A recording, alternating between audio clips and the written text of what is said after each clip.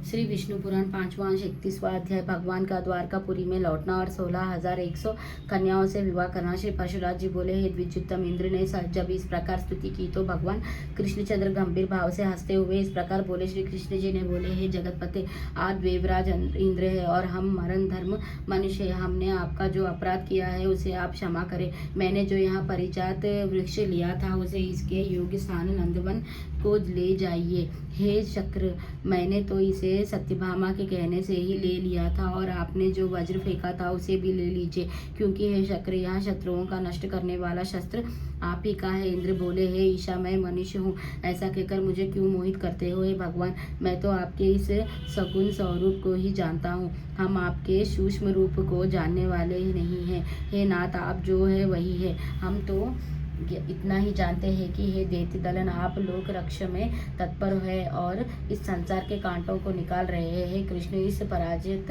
वृक्षों को आप द्वारकापुरी ले जाइए। जिस समय आप मृत्युलोक छोड़ देंगे उस समय वहाँ भूलोक काल में नहीं रहेंगे। हे देवदेव, हे जगन्नाथ, हे कृष्ण, हे विष्णु, हे महाबाहु, हे शंख चक्र गदा पाने, मेरी इस दुष्टता को क्षमा कीजिए। श्री परशुराम जी बोले, तदंतर श्री हरि देवराज से तुम्हारी जैसी इच्छा है वैसा ही सही।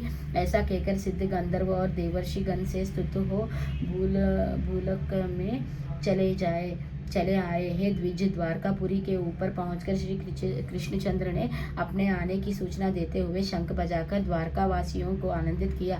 तदंतर सत्यभामा के सहित गरुड़ से उतरकर उस पराजित महावृक्ष को सत्यभामा के गृहदान में लगा दिया, जिसके पास आकर सब मनुष्यों को अपने पूर्व जन्म का स्मरण हो आता है और जिसके पुष्पों से निकली हुई गंध से 3 योजना तक पृथ्वी सुगंधित रहती है। यादवों ने उस वृक्ष के पास जाकर अपना मुख देखा तो उन्हें अपना शरीर अमानुष दिखलाई दिया। तदंतर महामते श्री कृष्णचंद्र ने नरकासुर के सेवकों द्वारा लाए हुए हाथी घोड़े आदि धन को अपने बंधुओं में बांट दिया और नरकासुर की वरण की हुई कन्या को स्वयं ले लिया। शुभ समय प्राप्त होने पर श्री जनार्दन ने उन समस्त कन्याओं के साथ जिन्हें नरकासुर बलात्कार लाया था विवाह किया।